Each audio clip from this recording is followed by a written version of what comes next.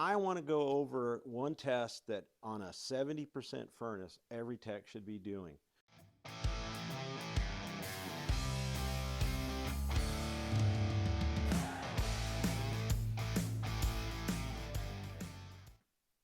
Hi, Mitch Bailey here. I want to go over one test that on a 70% furnace, every tech should be doing, whether it is a wall furnace, a water heater, or like a furnace like this, a regular forced air furnace, that are natural draft. This is a natural draft furnace. It's a 70%er. It requires the flue pipe to heat up properly before it starts to draft correctly. And so they have what they call a draft diverter. Inside the heat exchangers, where there's 4 burners on this particular unit, their individual cells, those cells open up inside this box, which is the draft diverter. Until the pipe heats up, it will not draft properly. What it comes out of this draft diverter is called spillage. Now the test we want to do is we want to make sure that the spillage doesn't continue, that it actually stops spilling and starts drafting normally. And there's several ways we can do this in the field. The test takes 5 minutes. So to do the test, and it should be done on every natural draft furnace, whether it be a water heater, a furnace, forced air furnace like this, or a wall furnace. They all have draft diverters, and we need to test these. So let's get started. What we're going to do is we're going to turn this on. So I'm just going to use a jumper, jump the white. So now this is a slow acting gas valve, so we're going to take it a second. And then these are ribbon burners, so you might see the flame roll out. If you watch carefully, you get a little bit of flame roll out. And it came out about that far. That's why you don't have your face up in front of there. And now what's happening is it's starting to heat up in this heat exchanger, and the flue gases are going up through the heat exchanger and then spilling into this box. But until the pipe heats up, it won't draft properly. Now, there's several ways to test it if it's drafting. So when you first start it up, the way I do it is I use my glasses. I just take my glasses and put up there, and you can see that they fog up. Once they're fogged up, it tells me it's still spilling, because the biggest byproduct of combustion, one of the biggest byproducts of combustion, is water vapor, and water vapor is going to be spilling out with it. Now, after 5 minutes, I will start a clock. So we'll put it 5 minutes right there. Okay. Now, after 5 minutes, I am going to check for spillage again. Now, there's several ways besides using glasses, because you might not have glasses. You can use an inspection mirror. So an inspection mirror, you just put it above there, and it will fog up also. So it's going to fog up just like my glasses would. The other way you can do it is you can use an open flame, like a lighter, a match, or like this barbecue lighter. And what I'm going to do is I'm going to light it, and as I get close to it, you're going to see that it starts to push the flame. It'll actually blow the flame out. See how it blew the flame out? Now I didn't let go of it. Let me light it again. And that's because it's spilling. Now if it was drafting properly, it would suck the flame into it. Now the other way I do it, the third way, is to use a smoke pin. And I prefer the smoke pin because it's actually a good visual. And if I can get the wick out, there's a wick in them. They're like a wax wick, and what you're going to do is you're going to light this and get it heated up to where it's glowing cherry red, and then blow on it, and then you'll see smoke coming out. So let me see if I can do this real quick here. So light it. It takes a second to heat it up. Once you get it heated up, you can blow on it to get it to start to smoke, and it'll go right out. I mean, the flame won't stay lit.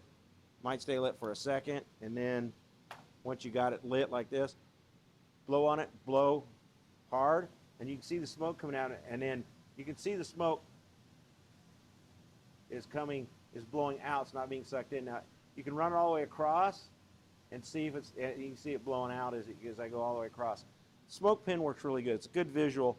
To put out the smoke pin, you just put the cap back on it, and it smothers it because there's no oxygen to it anymore.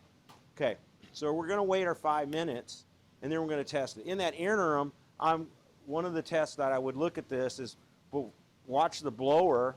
When the blower comes on, and watch the flame and see if the flame starts waving around. If the flame's waving around, changes color, there may be a cracked heat exchanger. Now, when you're using your combustion analyzer, you're going to actually go into each of the cells and measure your flue gases there. So you're going to stick it in there, and there's 4 cells, so I have to measure each one separately and record them separately. We want to, it's going to give you your O2 readings, your CO2 readings, your carbon monoxide, and your CO air free. And you want to make sure you get all those readings. It's going to take the flue gas temperatures. It's going to calculate an efficiency and all the other things that you need for it to make sure that it's burning clean.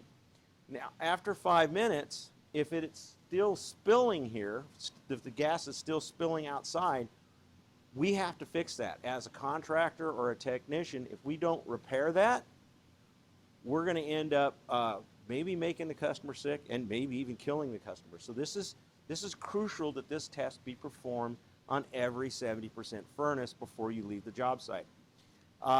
In this case here, this particular furnace we pulled out of a house and we put it here in our training room.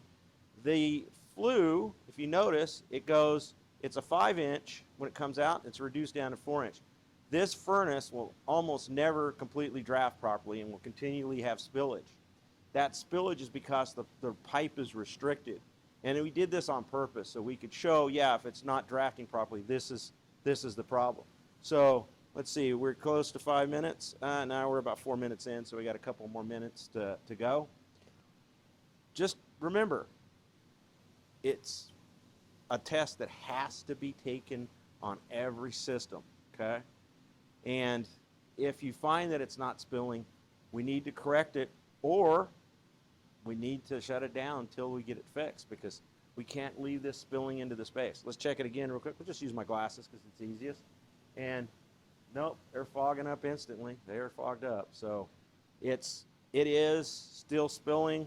We're right at 4 minutes in. We'll be in 5 minutes here in a second or two.